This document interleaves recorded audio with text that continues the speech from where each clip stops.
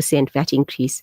And that's the reason why the first budget speech that was scheduled for February was cancelled, because it was clear there was not going to be political support for it. So let's just take a step back. At the very last minute, the budget speech was cancelled. I think it was literally on the day on which the speech at the time it was going to be read. Yeah. That's where the government of national unity, there was no consensus. I think mainly the DA was resisting the budget, especially the 2% VAT increase. So we never had a budget speech, and I'm sure they didn't have a budget speech at that time. So behind the scenes, obviously the parties were negotiating and so on. And during Ramadan, on I think the 12th of March, they had the budget speech was actually read at that time, right? And they had proposed, instead of a 2% increase, a 0.5% increase that would come into effect on the 1st of May, and another 0.5% increase that will come into effect on the April 2026. So the 2% was going to be replaced effectively with a 1% increase, but phased in over this 1 year period. Right? But it's hugely unpopular. I mean, the bottom line is there's not broad support amongst the political parties for it. And I think even within the ANC, there wasn't, broad acceptance that this was the best way to deal with the, revenue shortfalls. So we all geared ourselves for a 0.5% VAT increase, and we'll talk about what a 0.5% really means. Is it really something that to be too concerned about? A 0.5% doesn't sound like much on a 15% VAT base. But again, before this increase could take place, and there was a lot of uncertainty, and now it didn't take place. Right. So we had a lot of inquiries from 12th March onwards. A lot of clients were asking us, do we prepare for the VAT rate increase or don't we, right? And the way the legislation is written is that when the minister makes the announcement, from the effective date he mentions, it automatically comes into effect. Right? Okay. So barring any legal challenges and so on, it automatically comes into effect. Now, we all know the DA did challenge it in court. And I think when they were doing their consultations, they realized actually a lot of political parties were not going to be supportive of any increase. So, I mean, when we were advising clients, we took the prudent approach, and we said to them, look, you have to prepare yourself as if the 0.5% increase is coming into effect. Right. A lot of businesses spent money on changes to their systems and all that sort of thing, because it's not like income tax, where income tax is just an annual return. Right? And we're accompanied by 2 provisional tax returns. VAT is on every single transaction in your business. So system changes are critical in order to record the transactions in the right way. A lot of companies felt that they actually could not pass on the VAT increase to consumers. One of my colleagues spoke to one of the larger retailers in the country, and effectively they were going to absorb that 0.5% increase because it would have been impossible for them to change their pricing overnight. Okay. So, there was a lot of sort of internal things that needed to be done. And a lot of companies spent a lot of money actually, and it ended up being wasted cost, because literally, 2 weeks before it was going to be implemented, the whole thing fell away. Yeah, I was just about to say, I'm talking about the big banks, the big medical aid companies, so many of these type of institutions that would have to adjust their systems, spend, I would say, millions of rands. It literally was millions. And we were getting inquiries every day. And our guess was as good as anybody else's, whether it was going to go ahead or not. Strictly speaking, in terms of the legislation, it should have come into effect. And it's only because firstly, there was the consensus among the parties, so let's do away with it. And then also the court order thereafter that confirmed that. Okay, so they say you take with one hand, give with the other. Generally, when VAT does go up, yes, it's going to hurt us in our pockets. But by the same token, normally when they take on the one hand, they do give some on the other. So was there going to be extra items that will be VAT exempt? Was that the proposal? That was the proposal. So the proposal was that the VAT rate increase would be implemented across the board. Right. So anything that was standard rated at 15% will now have an additional 0.5% VAT imposed on it. But what they did propose was for specifically the lower income earners, where they eat the certain kinds of cuts of meat, of chicken, and generally classified as offal, they would then zero rate those. Certain types of tinned foods, tinned vegetables, and certain dairy products, like dried dairy products, would also be zero rated. The problem with zero rating, though, is that even though this VAT may not be imposed on that, I don't think it necessarily means that 15%, because effectively what you're saying is taking the 15% away on those products. Correct, yeah. That 15% doesn't actually filter into consumers' pockets. Okay. We saw it a few years ago when they zero-rated like sanitary pads, as an example. I haven't seen any discernible drop in prices. Okay. And I was talking to a person, a guy who actually runs a meat business. And he said already in the supply chain, the suppliers were already marking up so that they could benefit from a margin increase. So he said the end consumer was not going to pay a different price at the till. Yes, it would be zero rated, but the price they would pay, they were paying 20 Rand before, they'll still be paying 20 Rand. So it's only the people in the supply chain that will make more money. By better margin.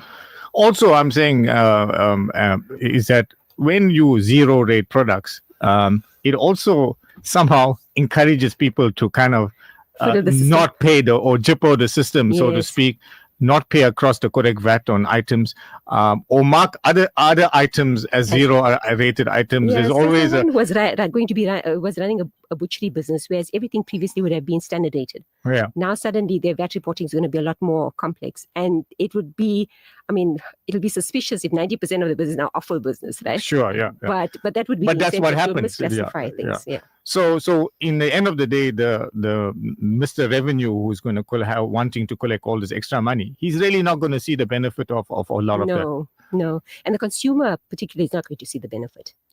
The other thing that we need to discuss is that initially when they proposed the 2% VAT increase, there was an allowance for bracket creep. Now, if my memory serves me correctly, last year in the budget they didn't allow for bracket creep. Yeah. And this year they were going to allow for a little bit of bracket creep. I think that has been retained. No, they didn't allow for any bracket creep. So there's been no allowance at all for bracket creep. Once the VAT was challenged, so like again, you take on one hand and you give on the other hand. So they agreed to bring the VAT down to 0.5%, but they did away with bracket creep. So what that means is that people that were earning a certain amount of money, and have had salary increases, they haven't seen the full benefit of that. With the inflation, you're going to be in the next tax bracket. Yes. And then just pay in nominal terms, you think you're getting more money, but actually in real terms, you're taking less home. Absolutely, because you go into a higher tax bracket, or you. I think there was some relief for bracket creep, but not at the full inflation rate. So it's so below inflation bracket creep. So where inflation was say at 5%. They adjusted the brackets by only 3%. So there's be some benefit to taxpayers, but not the full inflationary impact. Yeah. And we all know that as much as they tell us inflation is running officially now at under 3%, but certainly when you go and do a supermarket shop or whatever, definitely you realize that the inflation is running at a lot higher than that. Yeah, it's very expensive. I don't know. Maybe I'm out of touch. But everything seems very expensive these days. Yeah. So we're sitting with a situation. We fortunately haven't had the VAT increase. Right. For the consumer out there, how would he benefit?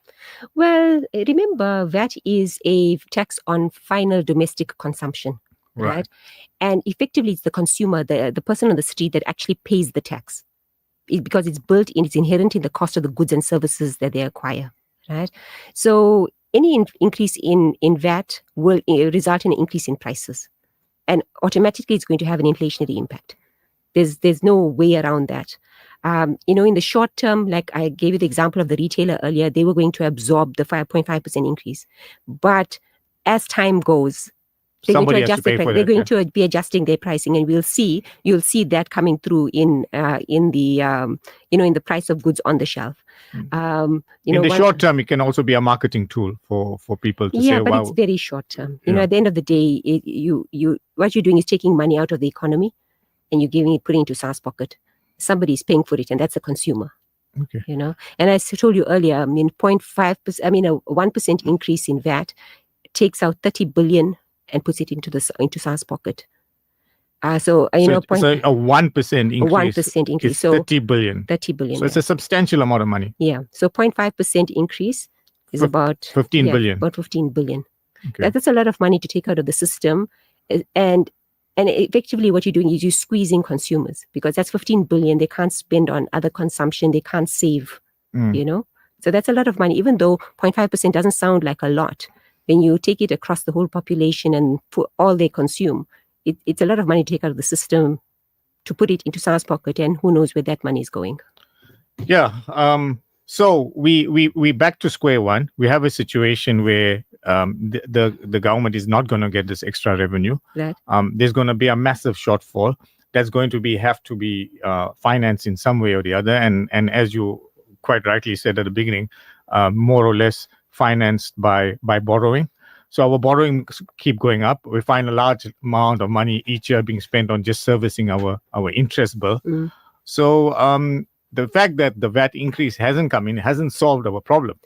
Well, to be honest, and this is now the opinion of many tax experts that I've spoken to. We don't have a tax problem. We don't have a revenue problem in South Africa. We actually do collect quite a lot of money. Yes, there are guys that are evading, they are ducking and diving, hiding. That will happen in every society. Yes, it's happening, right? But generally, SARS is generally quite efficient in collecting quite a substantial amount of money. We collect quite a lot, or a large chunk of our GDP goes towards paying taxes. So SARS is fairly efficient in that. The problem is the expenditure side. All right. Right?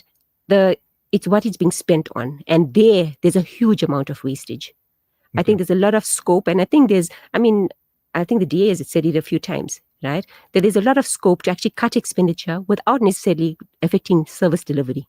Okay. But and we've all heard stories about in the public sector, the amount of money that gets wasted on frivolous projects or bumped up prices, inflated prices, through tenders or whatever it may be, So, I think and service delivery is not there. Yes, and service delivery is not there. So I think there's a lot of scope to save money, but whether there's that political will and whether, it can be easily enforced, I think that's a different story. Because, this whole expenditure story, wasted expenditure, it's actually quite a deep-rooted problem. Okay. It goes down multiple levels from the top right down to the bottom of your public service. Okay, I think you're being a bit kind there. A bit kind, but but that's a reality, right? There's a lot of money being wasted. We've all heard stories about, like a ballpoint pen that'll cost you 20 Rand at a macro is being purchased for 200 Rand by a public entity. And we're talking massive quantities also. Yes, So at every level, the corruption is endemic. It's there. How are you going to root that out? And as what you're saying basically is that if that was not there, or if it was managed better, there would be a lot more money in the system. Yeah, well, there was value for money. If we weren't paying ghost workers, if we weren't paying unproductive, public servants, if we weren't paying for, inflated prices, there would be sufficient money to cover everything, really. I don't think debt is going to be the answer, because our debt to GDP ratio is far too high. Far too high. I don't think we've got that leeway to actually borrow more. I think they have no choice but to cut expenditure. And I think the unfortunate thing there is that it'll be indiscriminate.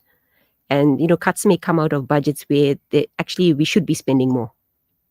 Okay, let's look at the bigger global picture. We all got a rude shock when Mr.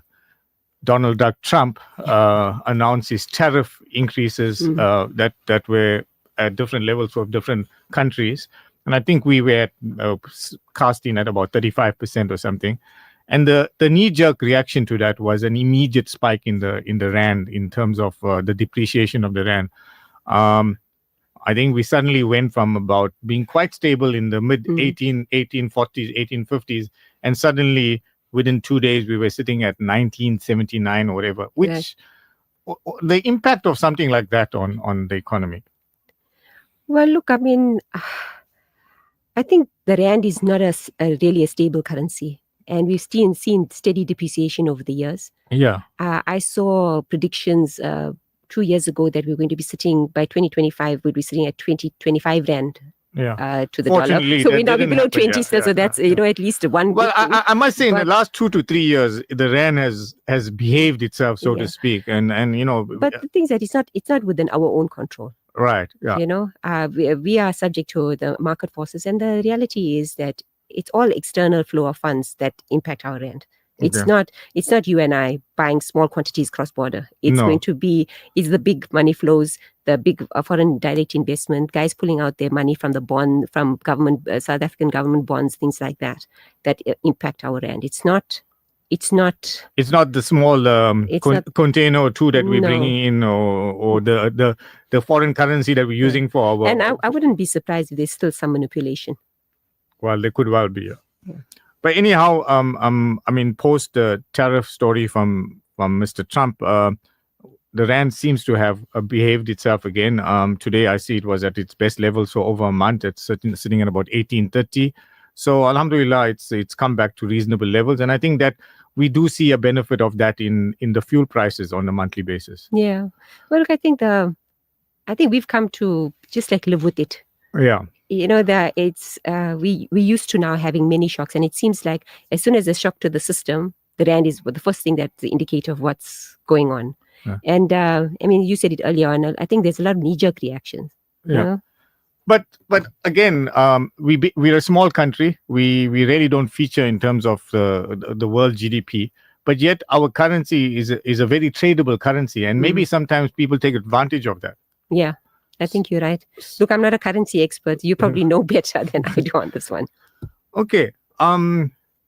So can you kind of explain to us how not increasing VAT can help maintain or boost consumer purchasing power, especially in a struggling economy like ours? Yeah. So as I said earlier, where VAT is actually, it adds to the cost of goods and services that the end consumer pays for, and that's money that's taken out of the system. It's money they can't spend on something else. So, it means, firstly, it has an inflationary impact because, you are now adding to the cost of goods and services. And that money is not circulating through the system. It's going into SARS pocket. And what was very interesting to me when the budget speech was read, I listened to an economist, and what he said was, for every rand in government spending, you would expect there to be a multiplier effect. Sure, yeah. But that effect is less than 1 at the moment. Wow. Okay. So for every rand the government spends, the effect on the economy is less than 1 rand. Whereas if in order for it to be effective, it needs to be like maybe 2 times or 3 times. So you can see there's like a multiplier effect through the economy. Absolutely. So government spending is actually not very efficient at present. And I think it's a factor of all the wastage that we're seeing. Right? So I think the impact is going to be that if we take out more money from the system and then put it into government pocket, we're not going to see a big impact on the economy as a result. A positive. We're not going to see a big positive impact. I think we're going to see a negative impact. What it will mean for ordinary businesses is that now your consumers have less money to spend, less money to save. We're in a shrinking economy. Yeah, and that just worsens it. We're in a situation where consumers are really under pressure. Sure. The lower and middle income classes are under pressure from all directions. And the moment you say, right, you're going to take more money out of the system, that means they got less money to spend on everything else, less money to save. So having increasing the VAT rate, even though it looks innocuous at 0.5%, it actually has quite a big impact in the long term.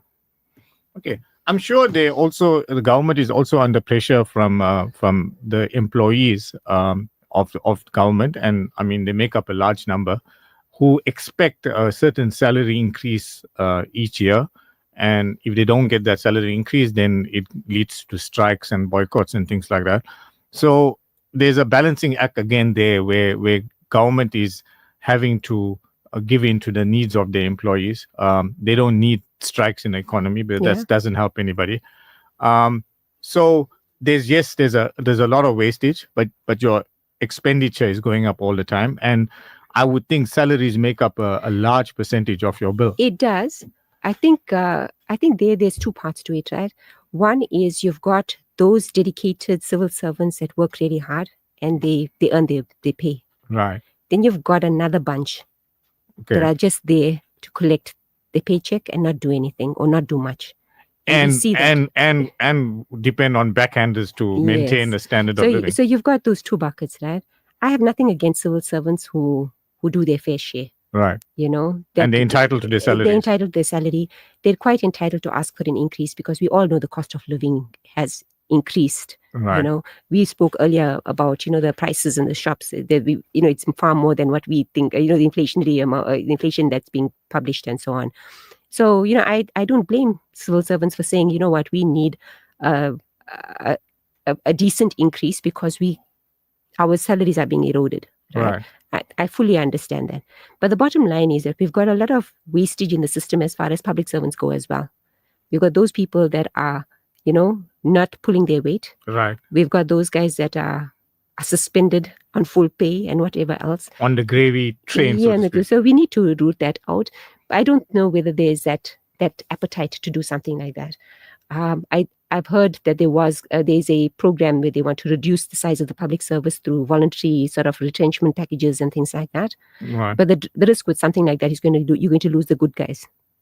Oh, we saw that at ESCOM, right, where the good people who knew what they were doing were kind of offered huge retrenchment packages and kind of worked out of the system simply because new people could be brought in. Yeah. And we're not discriminating based on color of skin or whatever, but we saw the impact on what happened. Yeah. ESCOM literally fell apart, and we all paid the price for that. And you're going to see, I mean, you're going to lose the experienced teachers, doctors, nurses, you know, people that the skills you want to retain, but people who are disillusioned with the system. Because remember now, if you are working and you're putting in your fair share, and you notice your colleagues are not doing the same, I mean, obviously that has a demotivating impact on you. Right. So if an opportunity comes up to take a package and you at that stage of your life where you say, well, okay, fine, I'm close enough to retirement, why not? Sure. We're going to end up losing skills that we actually do need to retain. Okay, which is not going to be good for our economy. Yeah, so I don't know that that's the best thing. I mean, you know, I would rather look at whether, I don't know how easy it is going to be actually to reduce the size of the public service, the workforce.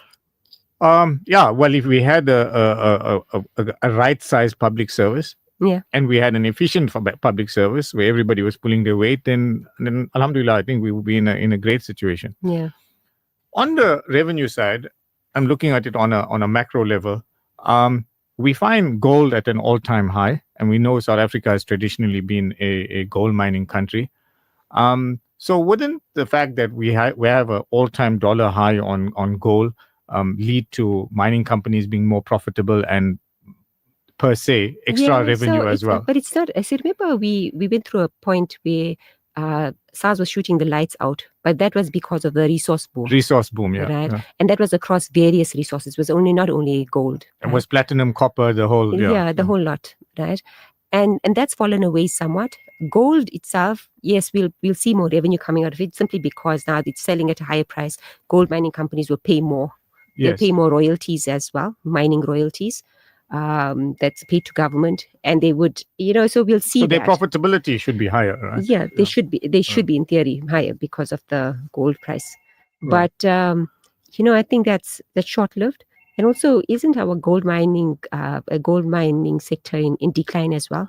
Yes, I think there are various factors as well. Yeah. Not least of which is the illegal mining per se that's taking place, and something that's very, very difficult to control. But also, I mean, the fact that we've got very deep mines. Yes. So the cost per ounce is very high to produce. Whereas, other like newer mines elsewhere in the world, your cost per ounce is much lower. Yeah. Well, I read with interest earlier today that actually one of the South African gold mining companies is buying a gold mine in Australia. It shows that the cost of production. The cost of production is high in South Africa. And I mean, all those mines in Joburg, I mean, they're several kilometers deep. That's right, yeah. And with that does come also safety concerns as well. Yeah. But, I mean... it's still a big industry, though. It's still a big industry. I mean, Kruger Rand price sitting at all-time high. Wish we would have bought more many years ago. Yeah, we didn't have money at that time anyway. But I mean, a good, stable, high gold price, certainly good for our country. Yeah. I think we've also been battling with the fact that some of the other commodities haven't performed as well, like platinum and things. Yes. So we need something to kind of boost us up a bit. Yeah. So, Yasmin, we kind of nailed down to the fact that we're saying there's inefficiencies, and a lot of what we have from the revenue side is being kind of negated by the fact that there's these inefficiencies, and there's no short-term solution to that. So we're sitting here as consumers in South Africa, you and I in the same boat, together with all of our listeners. What would be the solutions to kind of get our revenue act together, to get our spending act together? I mean, do we just need to say we replace the people that are there at the moment, or how do we tackle this? I think it's a macro problem. It's across government at various levels, so national, provincial, and local government. I think the first thing you'd need is political will to make any changes. Right. I think that our politicians are very much used to, this is the way we've always done it, so we'll continue doing it this way. I mean, the fact that Treasury felt that the obvious solution was to actually increase VAT by 2%, which came as quite a shock. Huh? It came as a shock, but I mean, the fact that they couldn't think of anything else. Right. And I spoke to many commentators around that time, and everybody felt, and even you if you saw the TV, on media, if you saw the interviews with ordinary, it was like the government is tone deaf. Right. They tone deaf to the fact that ordinary consumers are struggling. Yeah. A 2% increase would have taken 60 billion out of the economy. Yeah, that's a big amount of money, right?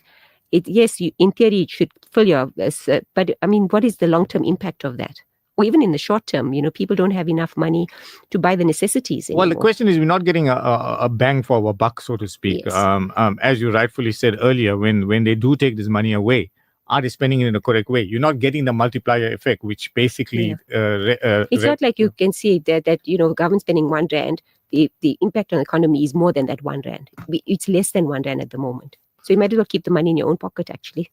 Okay, Yasmin, we also have the other problem on the taxation side, where fewer and fewer people are kind of looking after, whether it be by means of the Sasri grants or whatever, looking after more and more people, child support grants, disability grants, old age grants, all of that. Now, that is not sustainable. It's not sustainable, but it's necessary. Okay. So if you look at certain sectors of our economy, the certain sectors of our population, they actually cannot survive without the grant. Yeah, sure. Right? And the only time like certain businesses are busy is during that grant week. I was going to say that. I mean, when you're speaking to a lot of retailers now, and they say, well, we have 3 or 4 or 5 good days in a month, and those good days are definitely the days on which those grants are paid out. Now think about what will happen if those grants are taken away. Okay. And yes, some people are using those grants to buy weaves and airtime and alcohol and whatever else. A lot of them are using it for basic necessities as well. Right. And even if they are using the grants for all these sort of unnecessary things in inverted commas, those have a multiplier effect because it's adding to the economy. Right. Yeah. So I'm not against grants, but I'm against is the fact that we're not really encouraging people to become economically active in their own right. Okay. We're not giving them that incentive to become economically active, right? Because they're becoming dependent on the. The reality is the grants are so small. Right. I mean, can you really live off that? No, you can't. Yeah. You can't live off that. I mean, if it's 350 Rand a month, realistically, what can you buy with it? Mm. So I think the grants are still necessary to support, to supplement, because I think there are a lot of people struggling. Right? Sure, yeah. I don't think there's enough encouragement for people for entrepreneurship, for people to start their own thing. Become economically active. You can't find a job. Jobs are scarce. Can't you do something on your own to build something, make something, sell something, deliver something? Whatever, provide a service or whatever it is. I don't think we encourage that enough. And the second thing is that I think there's a lot of fraud in the system. Okay. Where grants are actually being diverted and not going to the right people. So that, and I think there needs to be a lot more control around that. So I'm not against grants, and I don't think it's not going to be easy to get rid of it. There are a lot of people in dire straits. But aren't we going to get to a situation very soon where the taxation levels are going to keep getting higher and higher because you're depending on the same or that basic crowd? And I think it's about 20% of your population, if not, it's certainly not as high as 25%. Yeah. That's subsidizing the other 75%. Now, you reach a stage when people will say, enough is enough. We can't afford to pay higher taxes. And then they would try to find ways of evading taxes. Yeah, so I think it becomes we've got to a point where we counterproductive. actually can't increase the tax rates anymore. Right. I think I've mentioned it before. There's this guy, an economist, a famous economist called Arthur Laffer. And his theory is that as tax rates increase, you get to an optimal level of collections. And then you increase the tax rates any further beyond that, you'll actually get decreased tax collections. Okay. And we saw this a few years ago when they changed the tax rate, the maximum tax rate for individuals from 41% to 45%. Correct. Right. In the following year, they actually collected less personal income tax. Okay. Right, even though the tax rate had gone up. Okay, right? And that's because people are now finding ways of evading taxes. Yes, evading it or structuring their affairs differently so they don't earn the money income personally, divert it into a company at 27%. Those kind of strategies. Right. So not necessarily illegal. Strategies that you're very good at. That could be. But I mean, I'm just saying that it's some that doesn't necessarily have to be illegal, but you look at ways of being more efficient. Right. So there's not an incentive that if the rates weren't so high, it won't be an incentive for you to do something alternative. Yeah, you pay your fair share and carry on. Yes. So his theory, I mean, and I think we have got to that point. That I think, especially the middle class are under extreme pressure. Right. That, if the tax rates were reasonable, would you hide the fact that you had renting out your granny flat? Might as well just declare the tax and carry on. Yeah. Whereas now there's an incentive to say, well, let me hide that income, not if I'm doing my side hustle, don't include it in my income tax return. If return. I'm selling biscuits and chevro on the side, those kind of things, So informal economy, so to speak. Yes. Okay, we're gonna go for an ad break, and we come back. We got about 10 minutes left, and we'll discuss some other aspects of taxation. And I know you and I are not going to be able to find a solution to the problems of this country, but at least we're going to lead the listeners in the right direction. Radio Al Ansar, keeping you in the loop. Krugerrands are a timeless investment. Every day, thousands trust Isa Bullion to buy, store, and sell them effortlessly. With 16 years of global expertise, we make gold trading simple. Trade 24/5 from anywhere on our user-friendly platform, a first for South Africa. Each Krugerrand is fully insured and stored in high-security vaults. Enjoy competitive pricing and guaranteed buyback. Isa Bullion, built on trust, driven by expertise, focused on your future. Visit isabullion.co.za today. Hey, cooking for the family can be a challenge, especially when you're looking for the perfect oil. That's why I recommend Cotton Gold Plus. It's twice as long-lasting, so you can cook more meals with less oil. Plus, it's twice as nice, with a lighter taste to let your dishes shine. Cotton Gold Plus, twice as long, twice as nice. The chaos and destruction in the Gaza Strip is beyond comprehension. Virtually everyone is displaced, hungry, and in urgent need of life-saving humanitarian support. The Al-Imdad Foundation has been working tirelessly to address the health, nutrition, and water needs of the population. Our hospital, water deliveries, and hot meal programs are made possible with your support. Your donation, big or small, is a lifeline for those in dire need. Help Gaza survive. Donate online at alimdad.com or call 0861 786 243 for more information. Experience Ghiyarwi Sharif in Baghdad and a full Iraq Ziyarat tour with Show Mirage Travel, 28th September to October 9th, 2025. Visit Baghdad, Qazimain, Karbala, Najaf, Kufa, and more with a Cairo stopover. Return flights, visa, insurance, hotels, and transfers included. Personally escorted by Ridwan Ismail from 41,786 per person. Call 031 208 4222 or email ridwan@miragetravel.co.za. Show Mirage Travel. We take you there. Radio Al-Ansar. Business Matters. The title suggests many things. The important issue is the world revolves around business, society, organizations, individuals, and even religion survives and thrives because of business. Business has to encompass. Assalamu alaikum wa rahmatullahi wa barakatuh. If you just joined us, it's Monday evening. It's the Business Matters program with me, Anwar Moolla. And I've been having an excellent conversation in the studio with our guest, Yasmin Suleiman. Yasmin, the tax partner at Bowman Attorneys. And we've been talking about the event or the non-event of the VAT increase, which was supposed to have taken place at the beginning of this month, which was 0.5%, and it didn't happen. So I think the government of national unity did serve some purpose in that they put enough pressure on the government, and the VAT increase was kind of avoided. I don't think we're out of the woods. We still got a way to go. We still have to raise that money some way or the other. And as Yasmin alluded to earlier, perhaps the problem is not so much that on the revenue side, but it's more on the expenditure side, where a lot of money has been spent frivolously, and we're not getting a true bang for our buck. So, Yasmin, we're sitting in a situation now, and as I say, we got a speech that's coming up on the 21st. This is the so-called budget or delayed budget by 2 months that's going to come through. What are your expectations of what we can expect on the 21st? So on the tax front, I don't think we're going to get more than what we've already been told about. Right. So when the first budget was aborted, Right. So remember when the budget speech is read, the speech is just like the tip of the iceberg. The rest of the tax proposals are actually sitting in what we call the budget review, which is a detailed document that's published at the same time. Okay. Those proposals, those substantive proposals, didn't really change when the budget speech was read on the 12th of March. Okay. Right?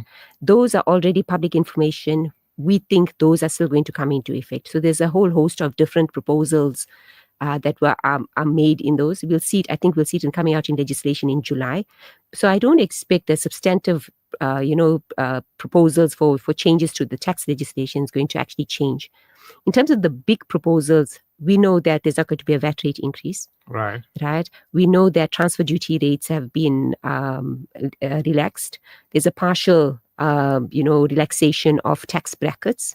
Not full for inflation, but some benefit, and we know that because the zero rating of those those additional food items like for offal and drive dairy products and so on was linked to the VAT rate increase, those have been taken away. So completely. that won't come through any longer. It won't come through. It's been actually the bill, the draft tax bill for those changes has already been published. Okay. So we know for sure that's not coming in. So on the come to the 21st of May, I don't think we're going to see much on the tax side. Okay. I could be wrong. I was wrong about whether the tax rate would come into effect. I was merely telling my clients, yes, prepare yourself for the 0.5%. Turned out to be incorrect. But I don't think we're going to see much. I think where we're going to see a lot of changes on the expenditure side. Because remember, the budget tells you where they're going to spend the money, and then I think they're going to tell us where they're going to cut. Okay. So which projects, which departments are going to get less, which provinces are going to get less, and so on. Yeah, but every year we get told and we get given this beautiful story about how government is going to save money and not spend on certain non-essentials and things. And come this following year, we're back in square one. We're still short of money due to a lot of unnecessary expenditure, call it corrupt expenditure or whatever. So we get told this beautiful story, but we don't live up to that story. Yeah, look, I think it really... I think the problem is in our public service, we've got sort of a lot of bad characters, if I can put it that way. Okay. Right. So, we've got people that are actively seeking to benefit themselves at the expense of everybody else. Right. So people that don't mind defrauding government, spending the money on frivolous things, padding, tenders, paying exorbitant amounts of money. So not making sure that they get value for money. So and I think that's really our main problem. That's not an easy thing to root out. I think there must be some kind of measure implemented somewhere in procurement about getting value for money. You can't be spending 200 Rand on a 20 Rand item. Sure. That there must be controls put in place to pick up something like that. I think the problem is that, we spoke about it being deep-rooted. It is deep-rooted through all levels of public service. And, I think that our problem is that, we've got people that are actually quite selfish and rather line their own pockets, benefit themselves and their cronies rather than, seeking the greater good.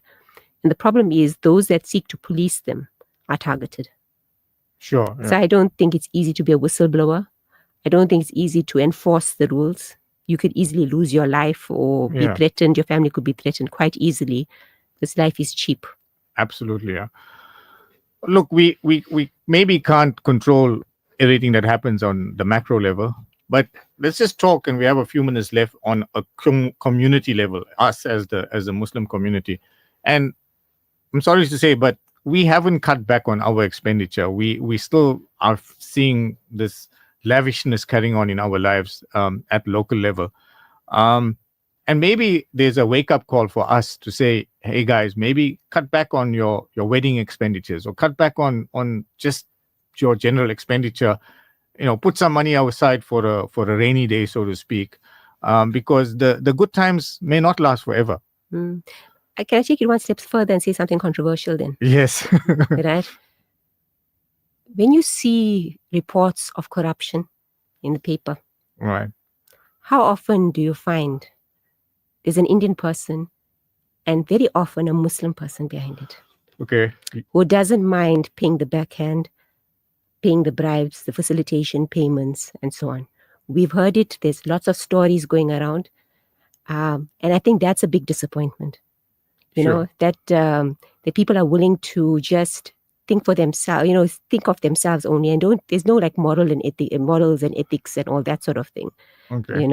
And for me, that's a huge disappointment. It's very embarrassing, actually, when you talk to your colleagues and all that, and they talk about the latest corruption in the paper, and you see, hey, this is an Indian businessman, worse, it's a Muslim businessman. That's even like the most embarrassing thing for me. And I think you probably face that amongst your colleagues at work. Yeah, no, I mean, for me, it angers me because, at the end of the day, you Bob, Islam teaches you certain things. Sure, yeah. Don't lie, don't cheat, don't steal. Basics. And it's basics. Yeah. It's not rocket science, and yet people don't mind in order to enrich themselves doing those things. So that never mind lavish expenditure and all that. If it was honestly earned income, right, by all means spend it. Okay, right. Islam doesn't preventing you from spending. Not ill-gotten gains. Okay. On that very controversial note, we're going to call it an evening. Yasmin, thanks once again for joining us in the studio. I think post the actual budget, if it does come through on the 21st, we'll maybe have another session together where we can explore what has been said and what is being done. But it's always good chatting to you, and you never fail to amaze us with your insight into what's happening. So thank you for having me. With that, thanks to Yasmin Suleiman for joining us this evening. Thanks, and it's been lovely being back in the studio after a while. Inshallah, I hope to be back with you next week on another Business Matters program.